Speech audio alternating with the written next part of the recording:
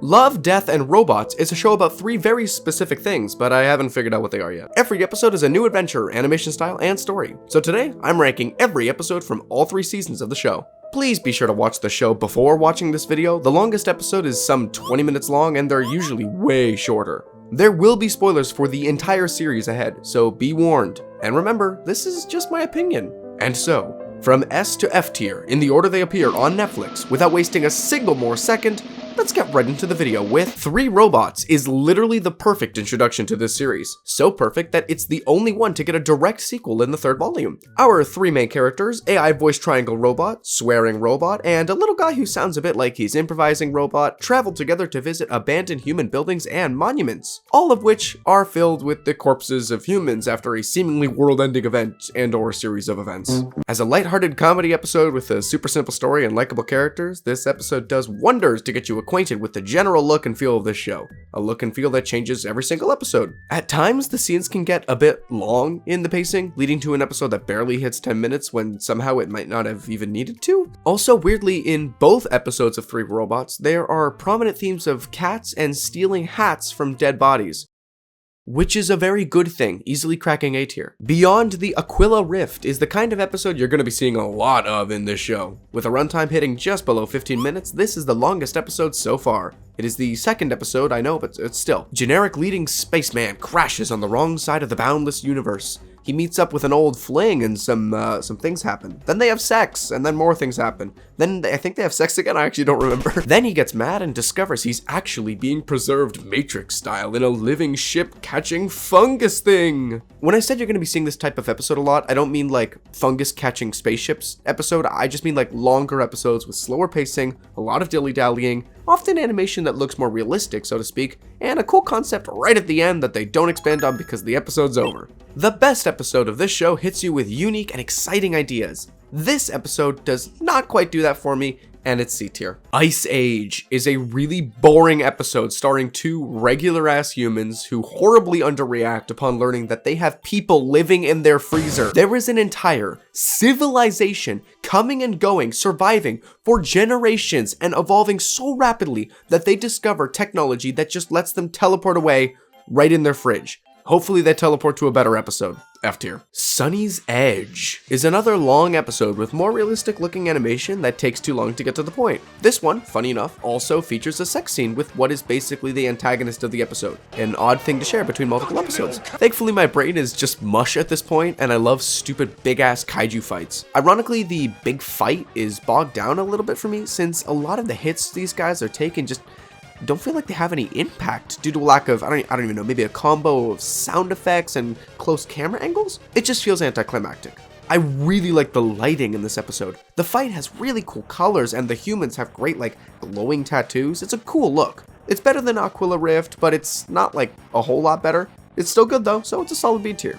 When the Yogurt Took Over is another catalyst for the type of episode you're going to be seeing a lot in this show, because it's a silly episode. Look at these fun, silly guys, everyone. These episodes are usually pretty fucking lame, and this one's actually one of the better ones, but like just purely because of how bizarre the concept is. They spend no time establishing the mechanics of living yogurt or its hyper-intelligence, and instead they just spend that time making jokes around the concept of being ruled by one of the lamer dairy products. Which is good, it's a good thing that it does this.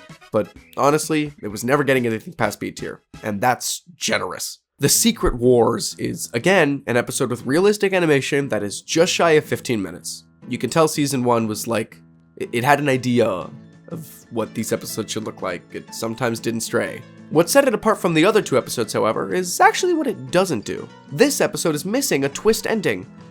And a sex scene with the enemy, but that's probably for the best. This episode is pretty transparent about what its whole deal is, and it's basically just a mini war documentary where the enemy is an army of creatures instead of an army of humans. This episode does take a minute to get going, but the action scenes are shot very nicely with great lighting yet again. This is a gruesome episode, but it doesn't feel needlessly gruesome for the most part. Having the episode almost end, only for us to get to watch these monsters blow up into oblivion, that's actually really great. The big issue is, again, the pacing for me. So it hits that B tier ceiling. Sucker of Souls has the most visually distinct style yet. which is funny because it's the only 2D one so far. This is a comedy action episode surrounding the accidental discovery of, I think, Dracula? Or maybe some weird demon from an episode of Primal I haven't seen. Feels like something Teddy would know about. This is a pretty crucial episode with a bunch of guns and bombs and running and jumping, and it didn't really hold my attention. They jump from casual banter to freaking the fuck out so fast that it's hard to keep investment. Like, there are also a really weird amount of sex jokes in this one. Like, I like sex jokes. Sex funny. But this is just kind of bland to C tier. The Witness is the first interesting concept right at the end of a longer episode, where discovering that concept right at the end actually feels really good. A woman who looks absolutely fabulous witnesses a murder, and oh shit, she witnesses, like the episode title. Okay, I get it now. Long story short, she gets chased by a murderer around a really interesting looking city. She then, she goes to work, and then he kind of sits down and hangs out, and then they just get right back to chasing each other, only for her to kill him, and then have another him witness her killing the first him, implying that he witnessed her killing him, and then he killed her, and then she... It makes way more sense if you watch it, I promise. The point is there's a loop. This is a super engaging watch for the most part, with only a bit of a drag in the middle. This is the show's first serious A-tier episode for me, and when I was first watching the show, it served as the proof I needed for this show's serious potential. Suits is a really tough watch because I literally can't stop seeing those puzzle mobile game ads when I see this animation style. Like, Granny, no, don't go to jail, the suits are coming. Don't get me wrong, guys, it looked great within the episode, but I can't seem to shake this comparison. Oh, right, also, this is another, kill the monster episode where a bunch of mech suits defend some farm area from alien running guys. It's a fine enough episode, there's nothing special to it. I saw every single story beat before it happened. C tier. Maybe I put the yogurt episode too high. Good Hunting is another long episode that melds the two most prominent aspects of this show together: violence and nudity. A boy and a fox spirit become friends after the boy's father kills the fox spirit's mother. But when they move to Hong Kong years later, the fox spirit is turned into a machine by British people. The two band together to turn her into a metal fox, and she kills a guy in a top hat. This is already a good episode. A good concept executed very well, with engaging characters and great visuals. It takes a good idea and makes a good story. So yeah, A tier. The Dump looks and feels like something straight out of a bad Adult Swim TV show special from the mid-2000s. Ugly Dave, a nickname I'm pretty sure only the description of this episode calls him, which is rude in my opinion, lives in the dump. He meets a trash monster and it eats a guy. This is almost entirely comedy focused and I don't find it funny. It's mostly gross out or crass humor, and given the setting and the animation, I shouldn't have expected any less. It's barely cracking D tier. Shapeshifters takes itself way too fucking seriously because it wants to have this emotional moment at the end, but I can't help but remembering that these guys were sniffing the air like puppies passing a food truck. Stay with me here while I explain this, and I'm not joking here, all of this happens. A werewolf Marine fights in fucking Afghanistan, and then he loses his best friend, who is also a werewolf, to a local werewolf. So then the Marine fights two other werewolves, and again, this is war, America, Afghanistan, and they're werewolves. The characters in this episode use terminology like dog soldier, animal, and at the end, the main guy says, and I'm quoting, "I'm not wearing your leash anymore." And then he rips off his dog tag.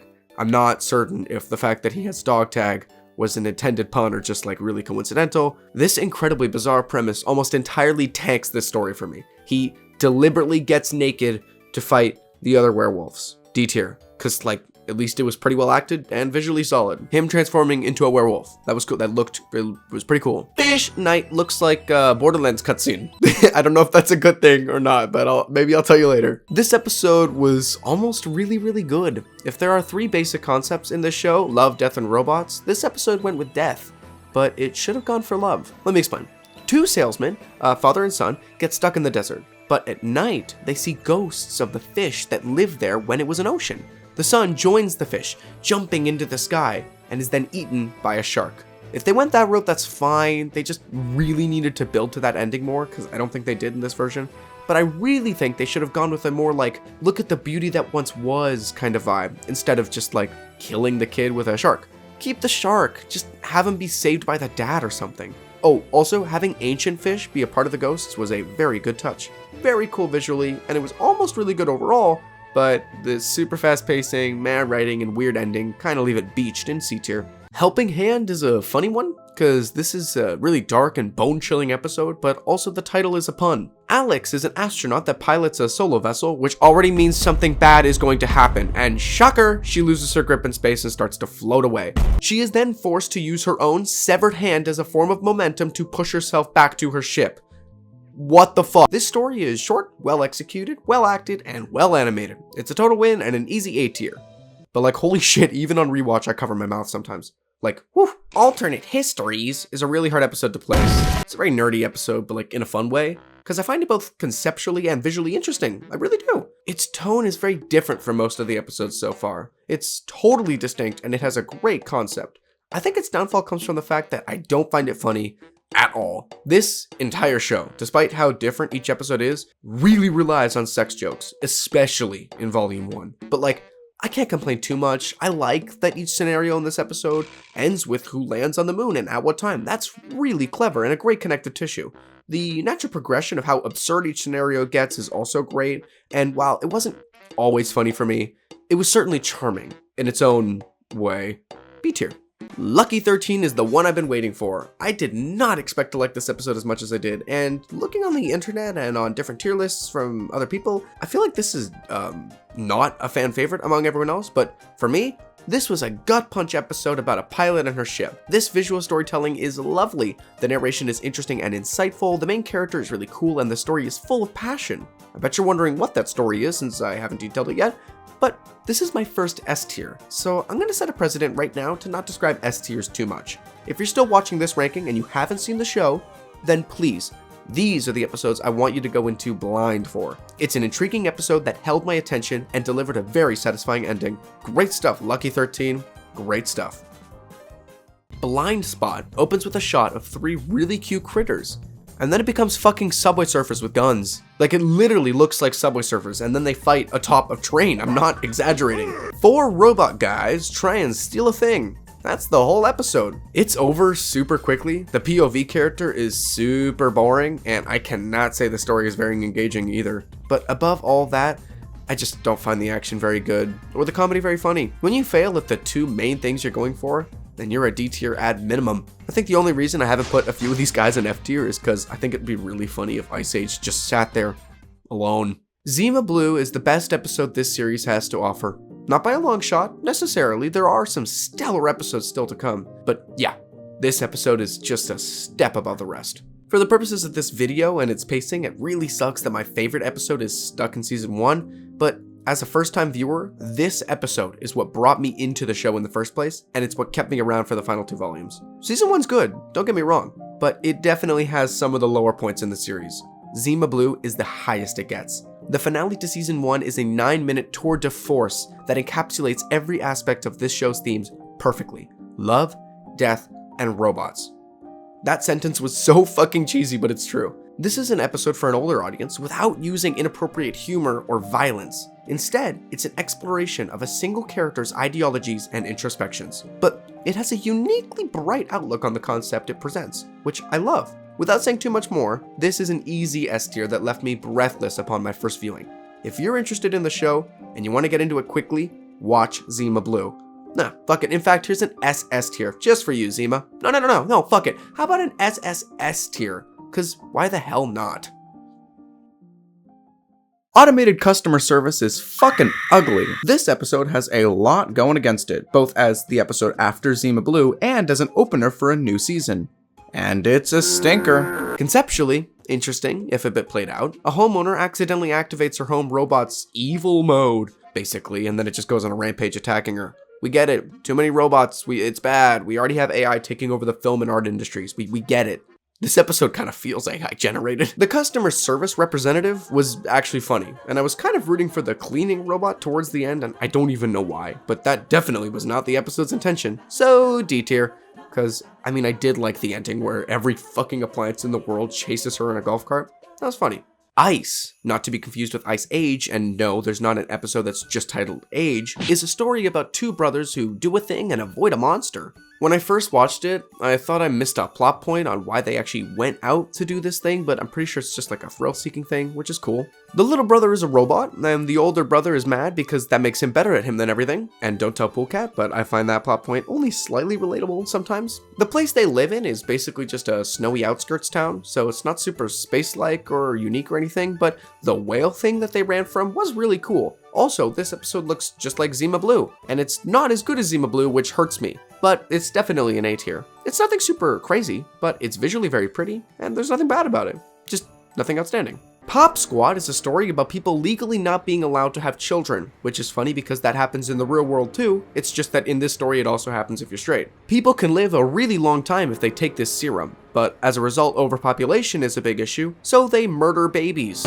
The entire plot is basically just a build-up to this final confrontation between a cop and a mother, where he learns about children, life, death, and purpose, I suppose. And it's interesting, for sure, but fuck, it's slow. And the animation is, again, in more realistic styles, which is not bad, but it's not super imaginative, even if it is impressive. These sort of episodes are never really awful, but they also never hit the higher tiers for me, so it's a B tier, I suppose. Yeah, I probably put the yogurt episode too high. Snow in the Desert was a fun one to rediscover. This one felt like it used its time very properly, established a unique setting with an interesting main character, and showed off some unique action set pieces. This guy is really old, and people want his testicles. I'm not even joking. Reward for his balls. I think the romantic connection between the pair at the end is grasping at straws a bit, and certainly the weakest part. I think it would have been stronger if they ended at the beginning of the relationship, instead of them having gotten together at least once before in the episode. The action's really good, and there's a quick draw in it, which is a plus for me every time. The animation's very stylized, and it feels nice and gritty. This is a very solid A-tier action-y episode for me. I'll always prefer a unique story or some kind of introspection with a show like this, but hell, good old action romance is fun for a reason. The Tall Grass has a whole lot going for it, and one thing going against it. A very scholarly looking smoker goes into some tall grass to look at glowing things. I too am drawn to shiny objects like a crow or a moth, so this was very relatable. When his train begins to leave without him, he gets attacked by zombies, which I suppose is slightly less relatable to me, but that is okay. It's visually very striking, and when I watched it a second time, it felt like a wooden sculpture that had been painted. I love the art style, and I love the colors. The character designs, while there are only 2 humans, is very good as well, and the pacing, camera, acting, and music build to a great suspenseful moment. The issue comes with the reveal, cause okay, it's zombies. I'm gonna die! I'm dying! It's cool, it's fine, it's cool, they look cool enough. They may not call them zombies, but these pale as paste greasy ghouls, that's a zombie. I also don't like that they just explain what the monsters are at the end. It's just the conductor's theory, but that's basically what it is. Kind of a lame ending, but not really bad. B tier. Yep, the yogurt one's too high. Put it in C tier. All throughout the house is a simple, funny twist episode. I'm not doing that voice. You think it's one thing? It's actually another thing. It's a twist episode. Twist episodes tend to be like a huge hit or miss for me because they fully bank on the twist. Aquila Rift is also a twist episode, but at least this one's only 5 minutes long, so I like it more. 2 kids sneak downstairs to see Santa Claus, but are confronted instead by a present-spitting monster. But it turns out to be nice, so all's well that ends well, I guess. No joke, this episode would have been an S tier if one of the kids was just naughty, and then it killed him or something. But it's a fun episode without the child murder, and it's very impressive visually. B tier. I keep saying that word, visually. This monster is impressive visually. This robot is impressive visually. This sex scene is impressive. Life Hutch is kind of hilarious because the plot is somehow near identical to automated customer service. Identical with just a few differences in the world. A man crash lands and visits a small hub to recuperate when his automatic protection robot goes crazy and attacks anything that moves. Automated customer service was also an episode about a good robot that helps a person turning evil by mistake and then attacking them. It's obviously not identical, but come on, it's the same season and everything. Anyways, this episode's super well made, and it keeps me nervous the entire time. The robot has a pretty unoriginal but scary design, and the specific motion-based malfunction makes for a great set piece for our hero to get hurt or needing to move around. It's a great struggle. That moment when the glove falls from the table, I tense up every time I watch it. My biggest issue is that it's a tiny bit long, and not all of that time is spent with the focal point of the episode. Instead, they do some flashbacks to what made him crash land, and that's fine.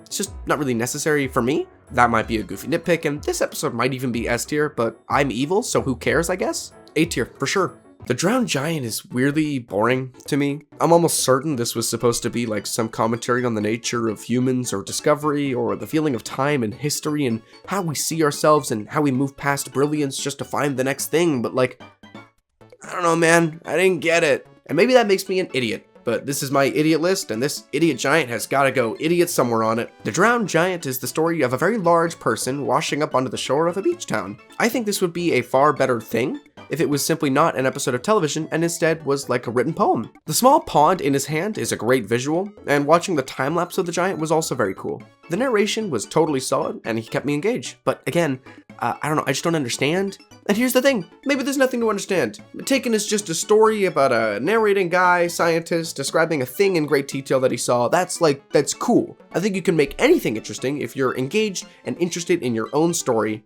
but like, it's just B tier. I don't know.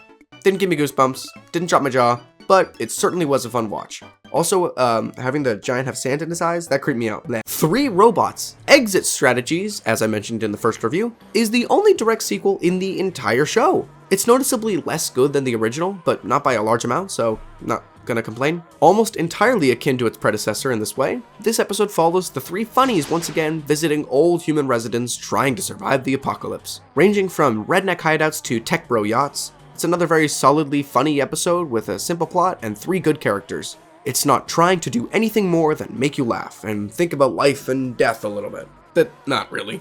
Mostly it just wants to point and laugh at humanity a little. And that's fine. Another A tier. Elon Musk.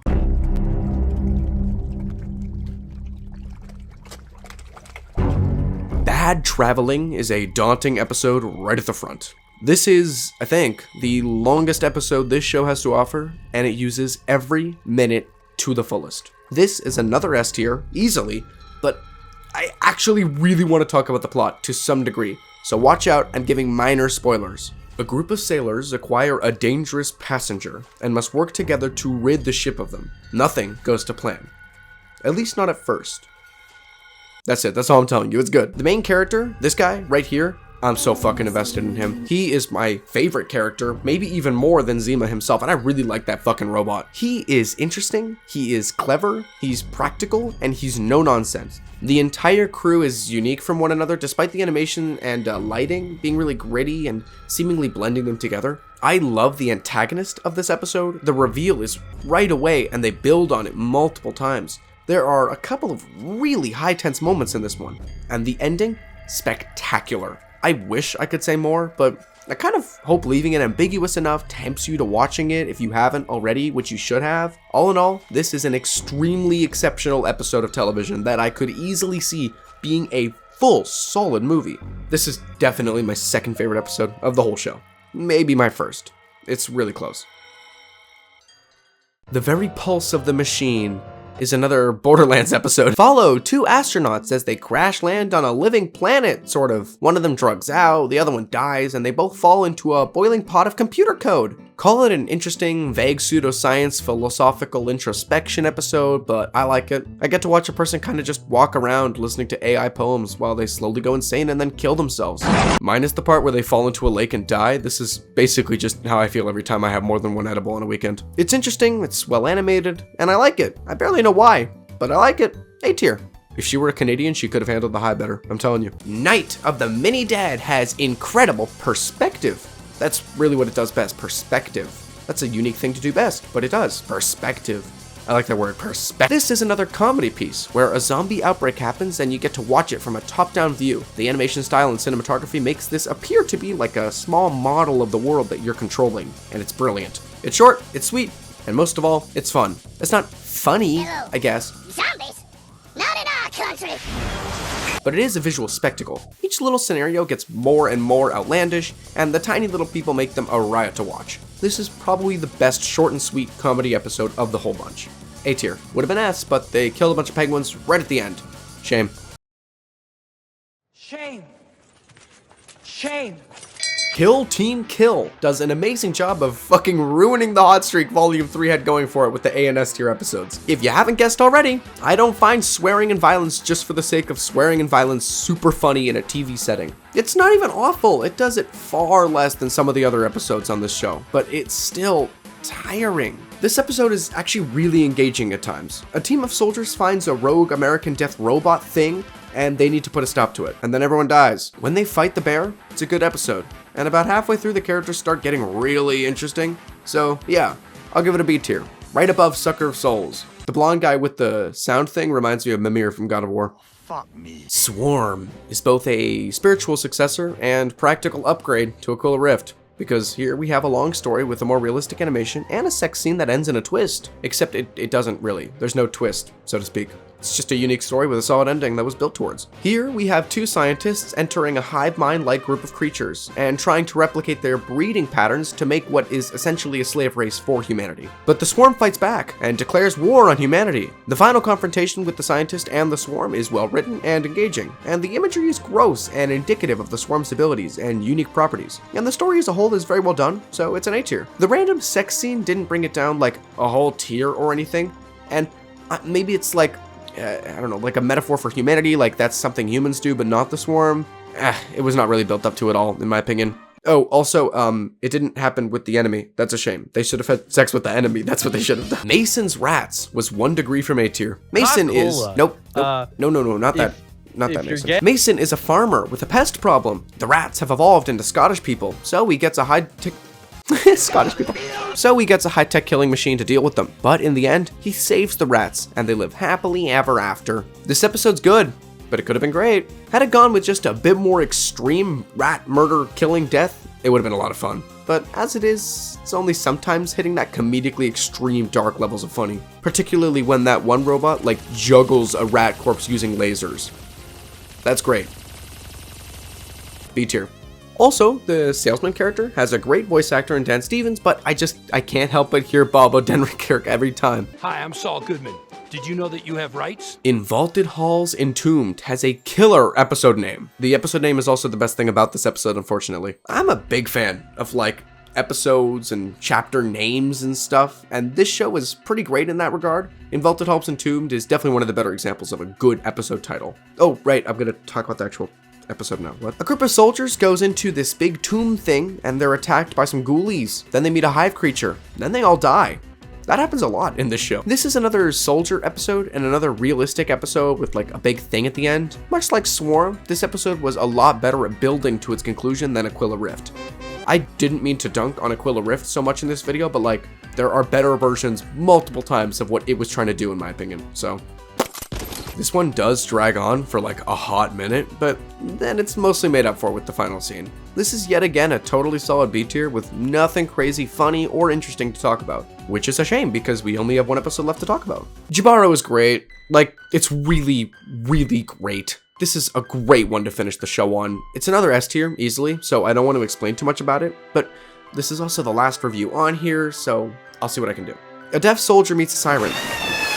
That's it, that's all I'm gonna say. This episode takes ideas and tropes and twists them just enough to feel really unique. It's a pretty unsettling tale about mistrust and greed, and it's all told in this really anxiety-inducing way. The imagery in this episode is particularly haunting, without doing anything otherworldly or robotic or anything. It's all in this character's expressions and movements. Everything I've described so far definitely covers the entire episode, but I'm only really talking about the first few minutes, like the stuff I'm showing you here right now. It's a good episode, and while it's wildly over the top in the beginning, the episode's climax, while not being as extravagant, I suppose, is far more intense, despite being less visually full, so to speak.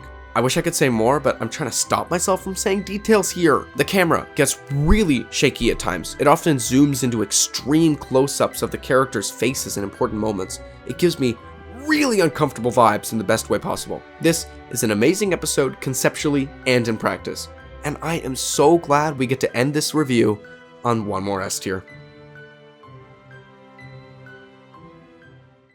Love, Death, and Robots is a great series with amazing highs and fucking weird lows. I am super glad Volume 1 was as long as it was, because while it gave us the most variety and established what worked and didn't work with the series, meaning it gave us some bad episodes, it also gave us some of the best episodes in the show, and established that being weird can be a really good thing. Volume 2 didn't take as many risks, and I would have loved it if it did, but it never had any really bad episodes. It was definitely a good middle ground, and it helped bridge the gap to the very good Volume 3. Speaking of, Volume 3 hit it out of the park multiple times and delivered great and unique ideas even in my least favorite episode of the season. If you haven't already watched it, I really recommend this show. I think you're going to really enjoy it.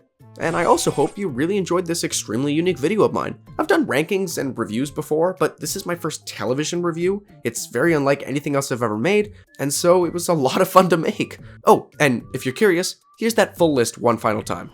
Thank you so much for watching. If you liked, please be sure to hit that subscribe button, hit that like button, and send me a comment down below telling me which episodes were your favorite.